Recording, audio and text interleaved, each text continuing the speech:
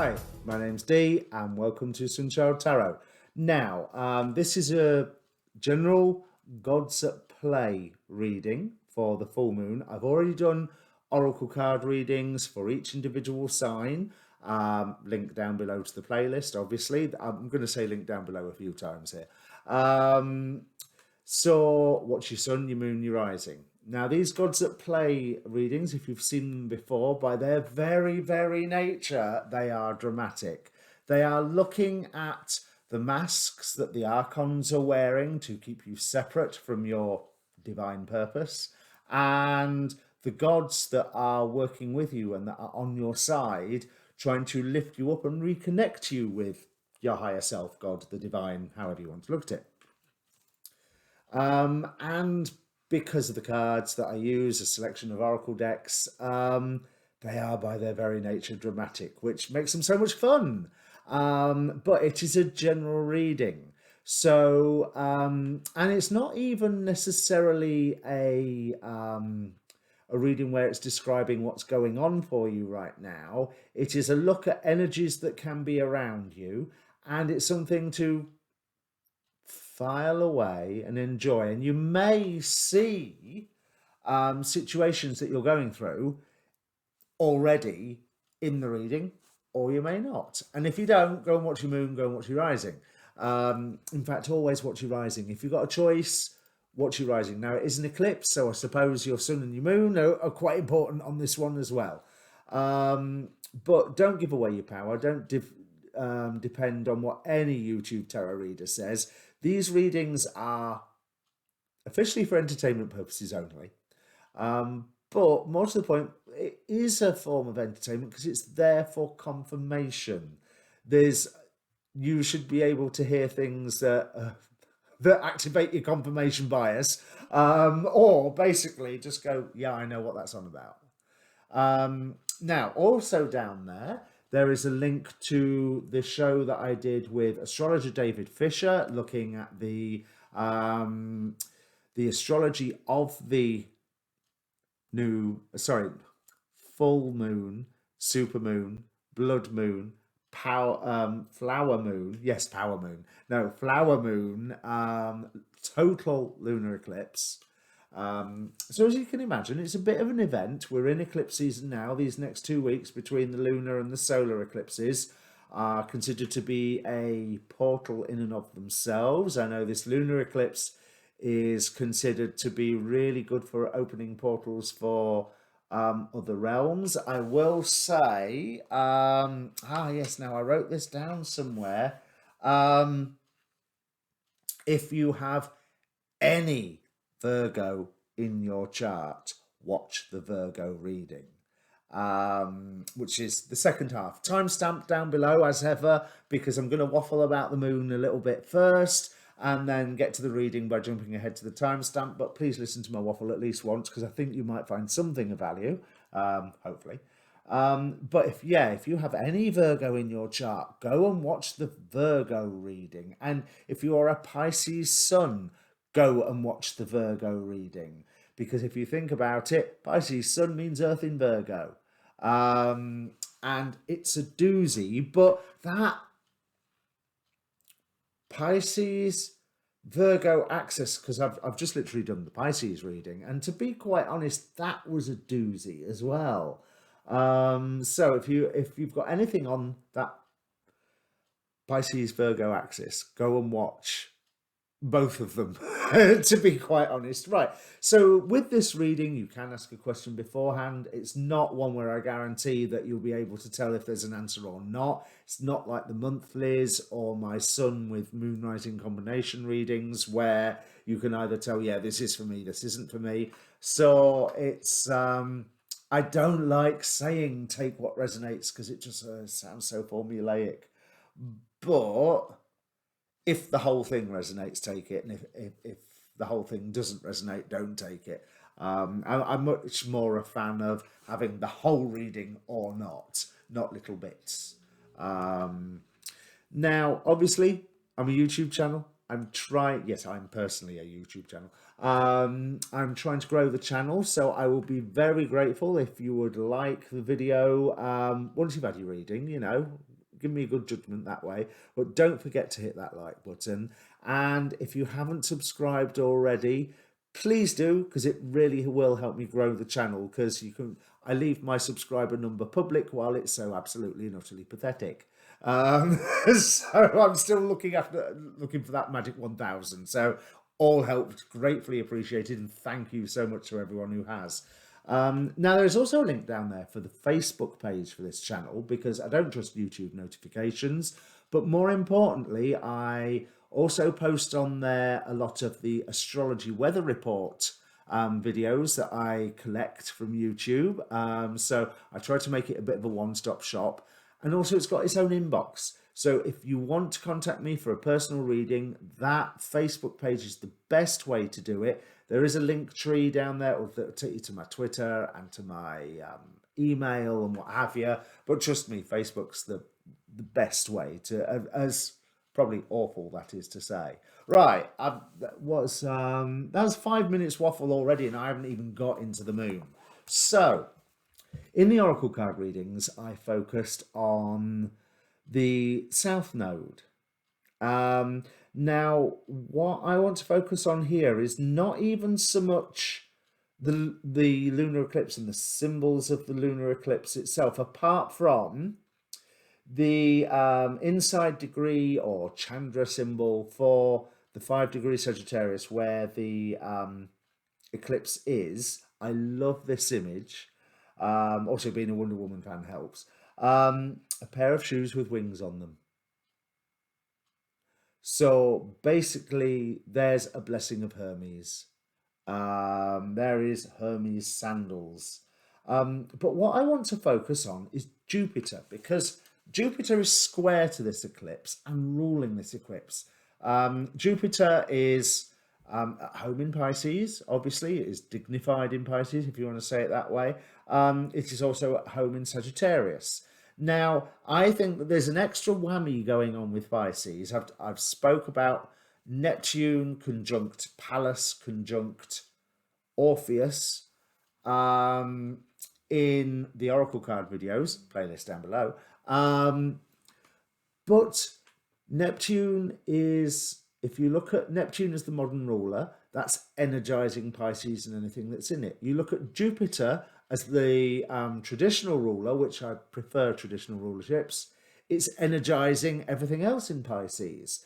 The two rulers together cannot be a bad thing. Speaking as a Pisces, yes, things will get misty, and yes, things will get cosmic, and yes, things will get really, and this is quite a statement probably for all of Jupiter in Pisces this year and next year.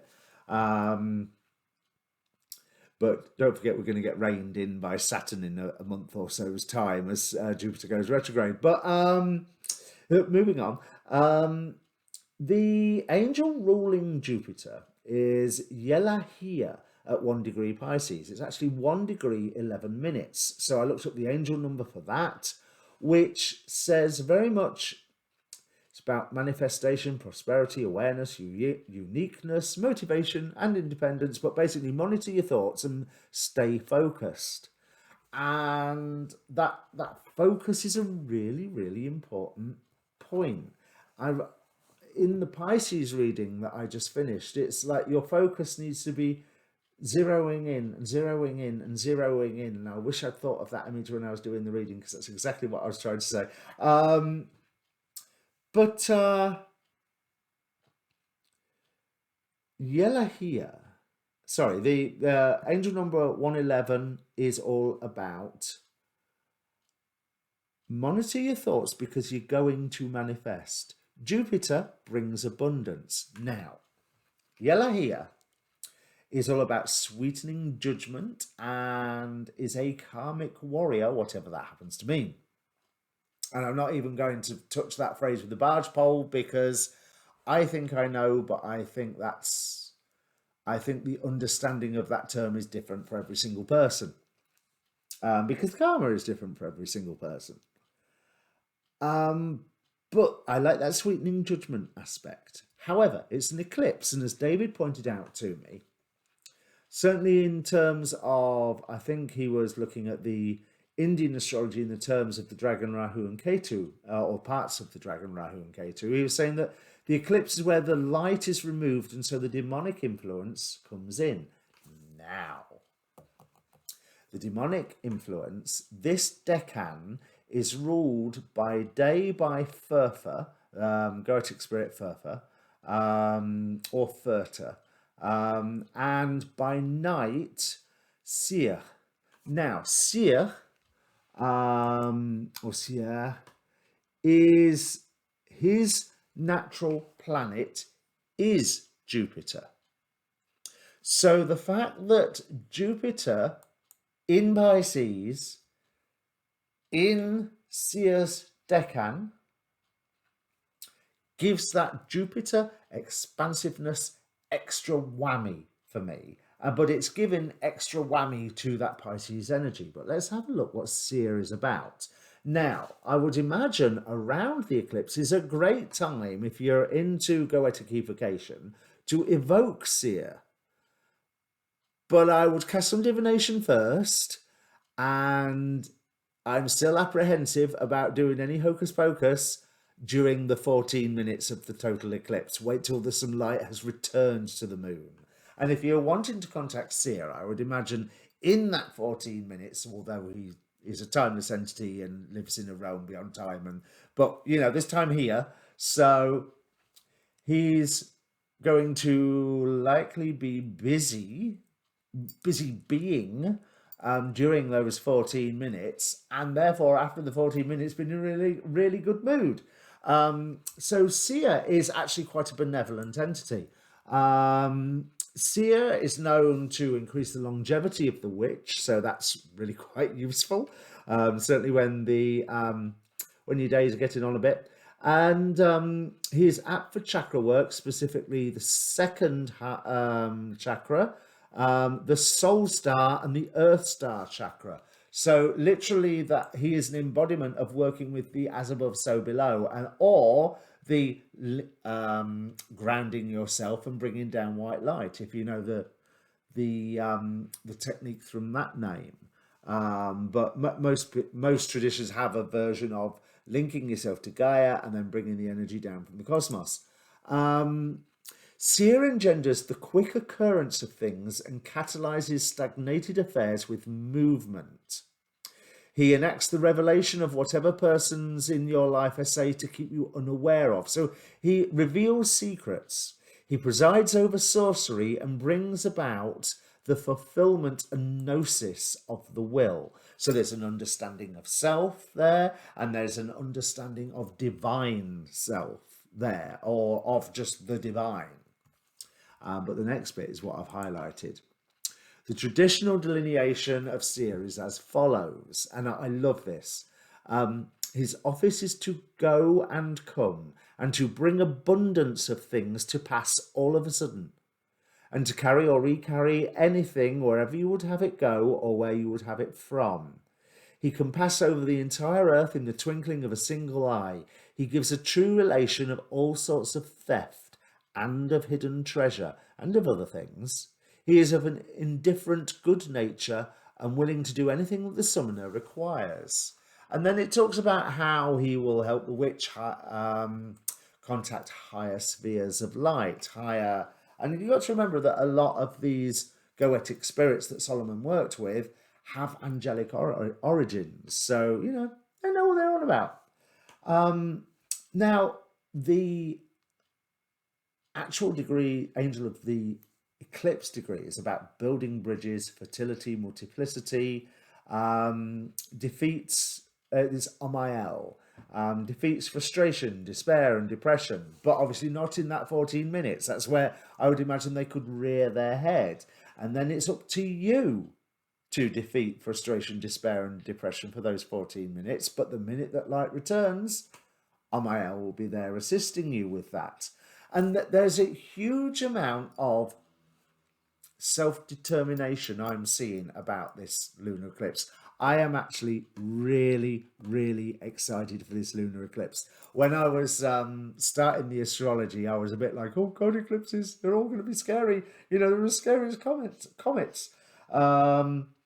But there's so much that can be drawn, I think, from this eclipse, or that can be opened. There is a wonderful sense of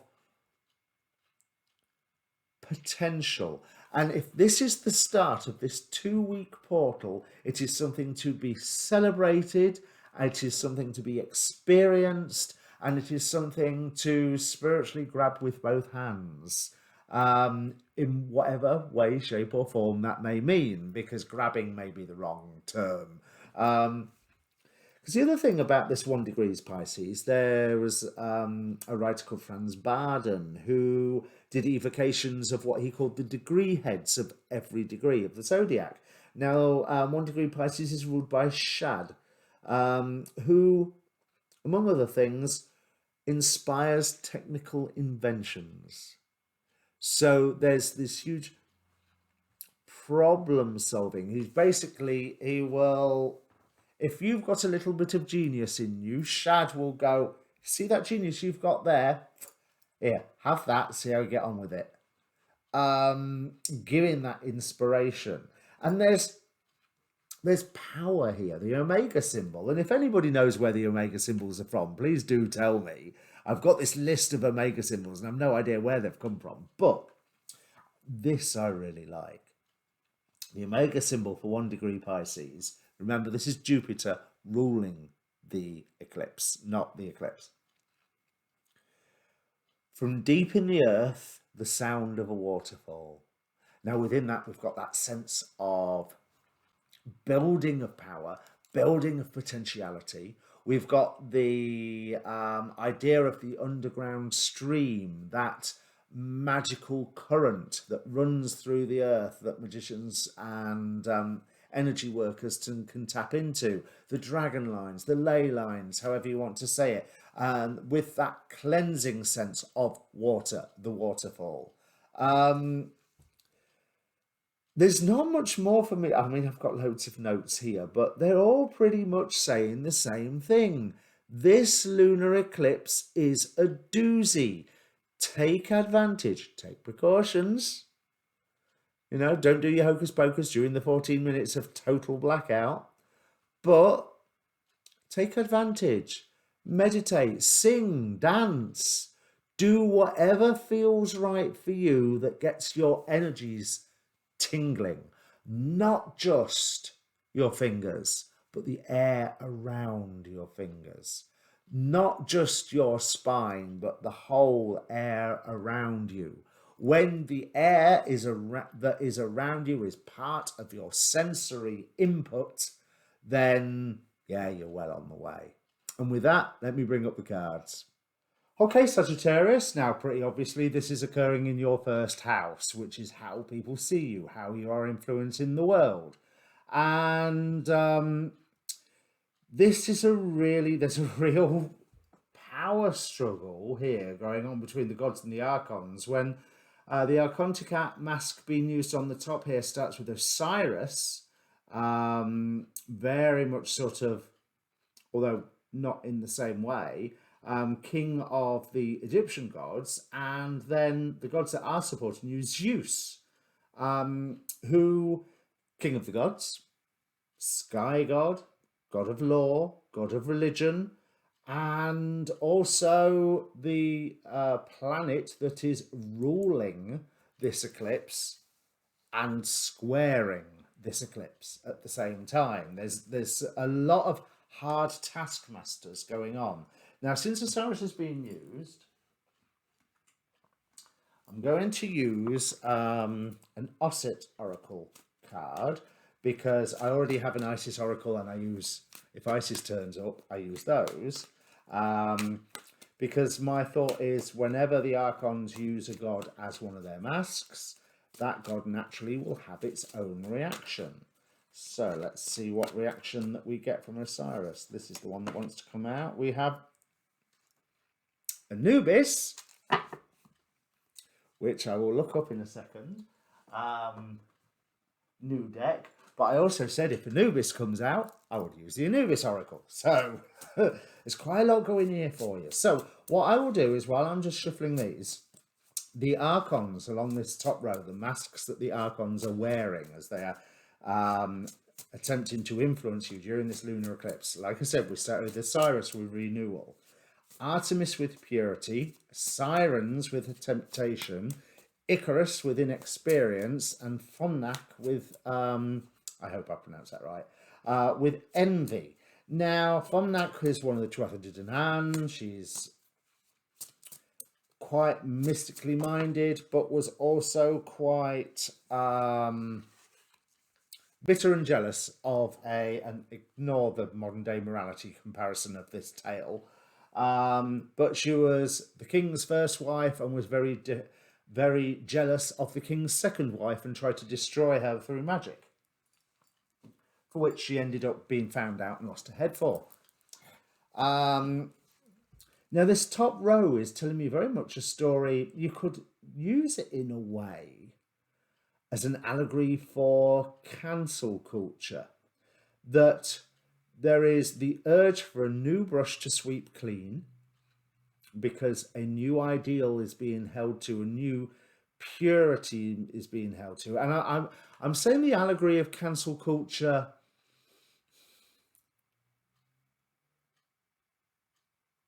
in the way that, I hate to do this, but in the way the conservative media are talking about it, or say Bill Maher on Real Time is talking about it.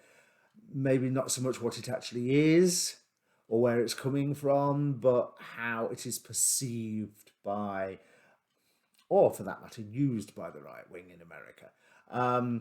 So new brush sweeps clean, because there's a new pure ideal to be held to, and it's also very tempting to get involved and get carried away with this new campaign, this new way of looking at things. But it is also creating a new sphere, a new environment that nobody really knows how to work.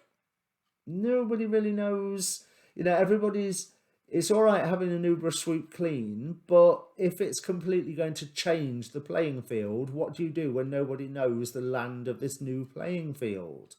And I would question the motives that this was started by anyway. And if you think about, what was I think I said this in the start of the intro to the Oracle card readings, linked down below, hopefully, where the more negative side of that Neptune conjunct Pallas, conjunct Orpheus, is the weaponizing of metaphors and the weaponizing of ideas and urges. And I don't think that whatever this campaign is, I don't think it's on solid ground. Because what I saw with the gods that are on your side, let's put it this way. Zeus, like I said, Athena with wisdom, Gaia with creation, Hermes with journey, and Ceridwen with inspiration. Now, Ceridwen keeps appearing. She has been appearing on this bottom row for quite a number of these readings so far. So I'm expecting this eclipse to certainly be bringing in more information, more new ideas. But what I got distinctly the impression of as I was laying these cards, we'll have to see what these two cards say, because as I say, I'm still learning this particular oracle deck, these two oracle decks. But you have the option between a new brush sweeping clean and composting. So you are not just getting rid of all the trash, you are putting it to some use. You are building on what has already been grown. And that's what Gaia is telling me. And also Gaia and Ceridwen here is saying that you are finding things you get my words in the right order. You are finding new ways to use the things that are already present. And this is a wise use of resources that are all around, and that information is coming through to you. Right, this makes sense, because going from the Anubis card that came from Osiris, we have the crested ibis, the sacred archetypal element of air, and that's fallen right beneath Hermes, who is, well, I want to use, yeah, Mercury, communication, information, um, but also technique, knowledge, know-how. Think about Hermes Trismegistus. Knowing that intimate ins and outs of an idea, knowing the intricate workings of something, whether it's a worming bin for your composting, or how to build something new out of what's already there, whether it's rubble or broken legislation or Lego bricks. There's because eloquence is called for here and will be present both from this crested ibis card and from Daniel here, from the Oracle of Heaven and Hell. And there is an urge to set things right, imamia, atonement of errors. And that's what I think is what both of these paths offer. The new brush sweeping clean is basically the new shiny. Let's face it, it's all in fashion.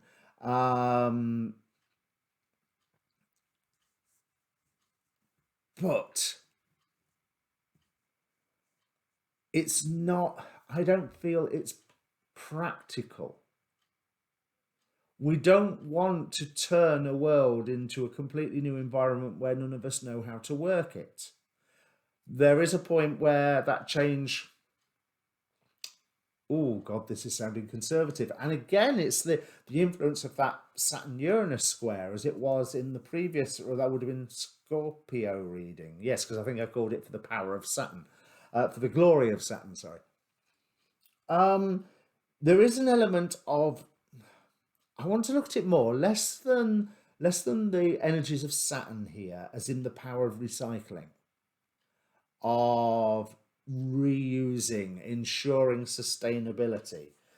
Because we also have Archangel Michael, I stand for justice and truth, which is a version of what Imamia is saying astrologically with atonement of errors. I live from my integrity. And with Fomnak here and with the sirens, I don't feel a great deal of integrity going on there. Although I do feel integrity from less from Zeus, because it wasn't always his strong point, was it? That's in terms of his marriage. Yeah. In other ways, absolutely.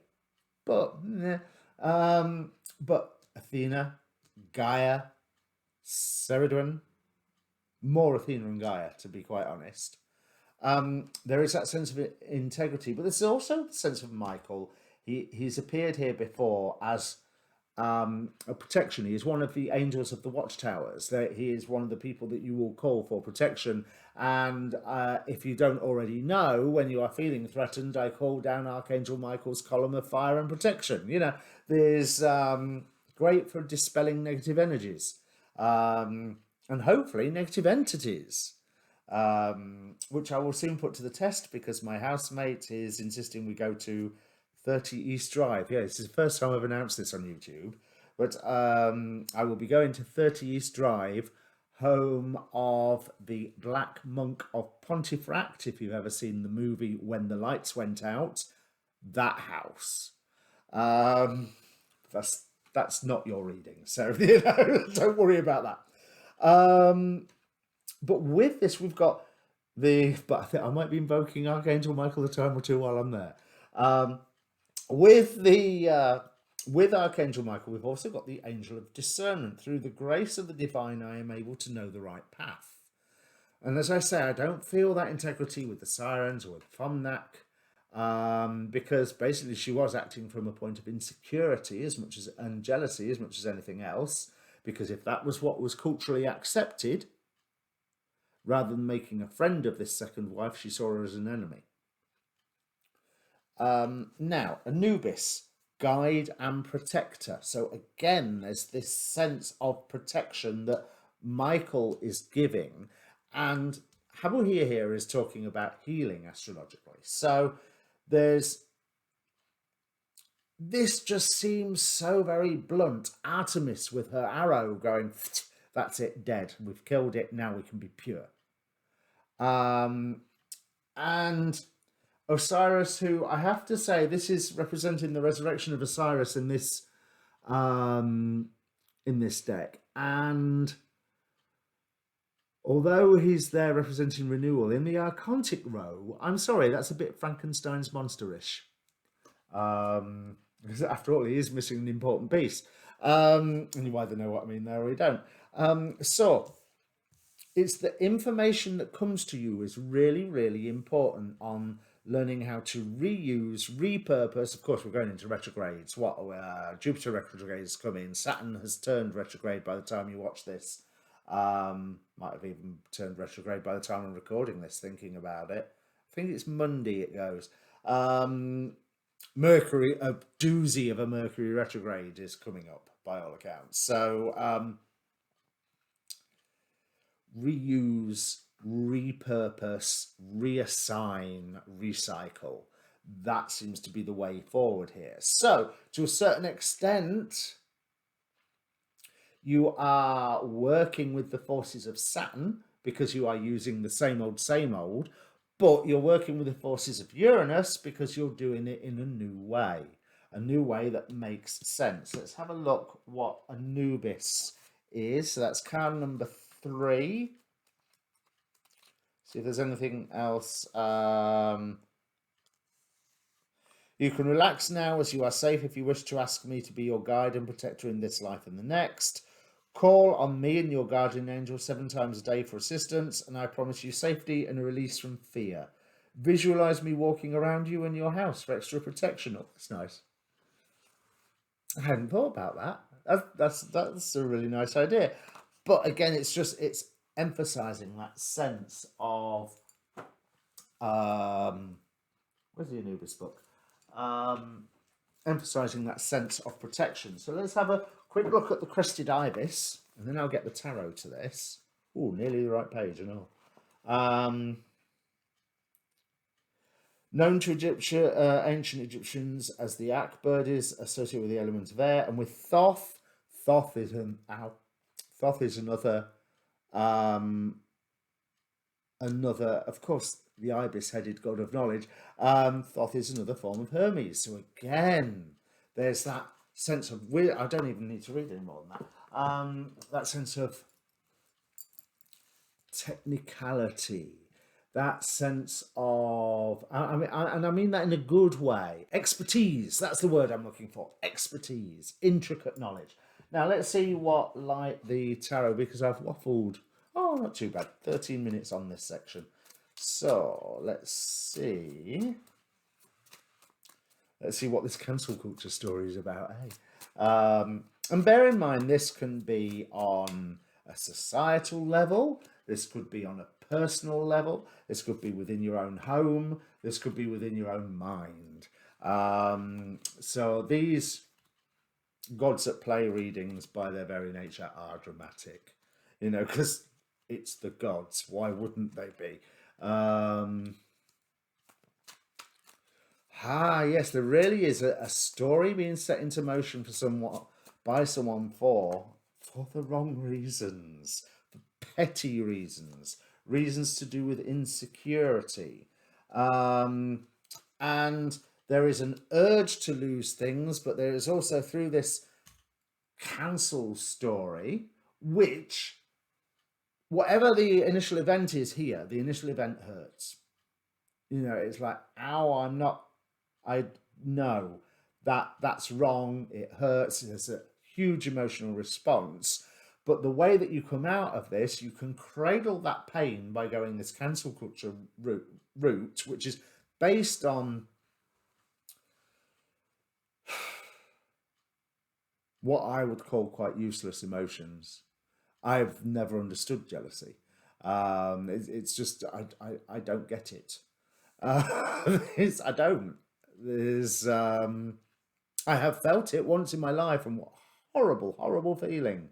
And I soon whacked myself around the back of the head and got rid of that.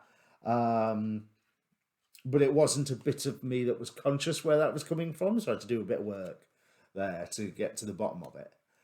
But here, doing that reuse, recycle, repurpose, reassign path takes you to a better, or takes you to a better place. Nine of Pentacles, it's you're the leader on this. You're the one using your wisdom, not what the group think says, but your wisdom. And you'll find that quite a healing thing. And I think you will find that, oh, that's nice. You will find that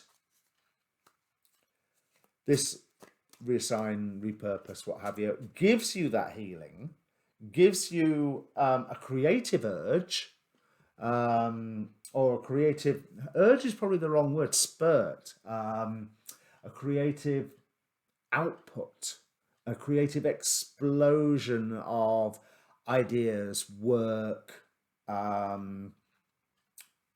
pieces of art, if that's your thing.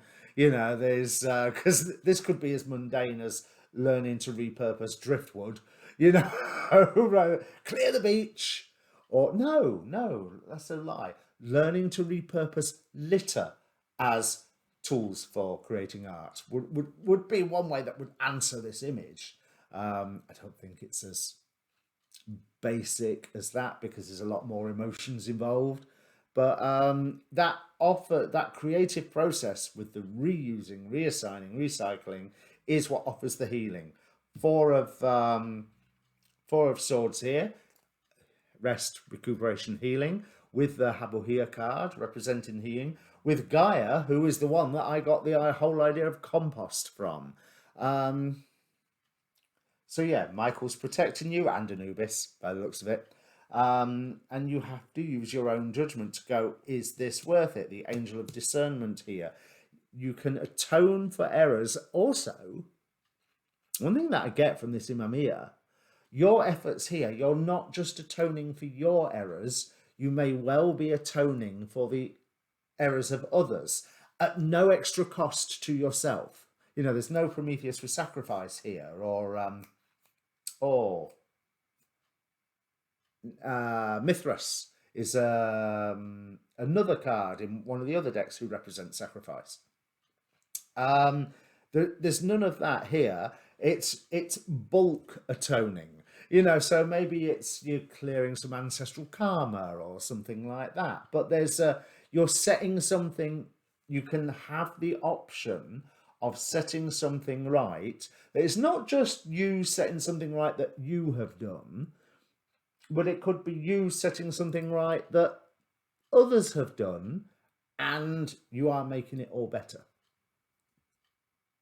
Right, that's everything that I see there. So if this means anything to you, Sagittarius, and I'm sure I called you Libra somewhere along the lines in that while I was talking, but if it means anything to you, Sagittarius, please do comment down below. Please let me know. Even if it's, yes, that's me, or message received and understood, whatever. It's nice to know that these readings get to the ears of the people that I'm being guided to give them for, because I don't know who you are. Obviously, a like helps the video get seen. A subscribe really helps out the channel. So yeah, smash that like button, click subscribe while you're here. Also, there's the Facebook page thing, but I think I've told you about that anyway in the introduction. I should have done. Yeah, see you soon. Cheers.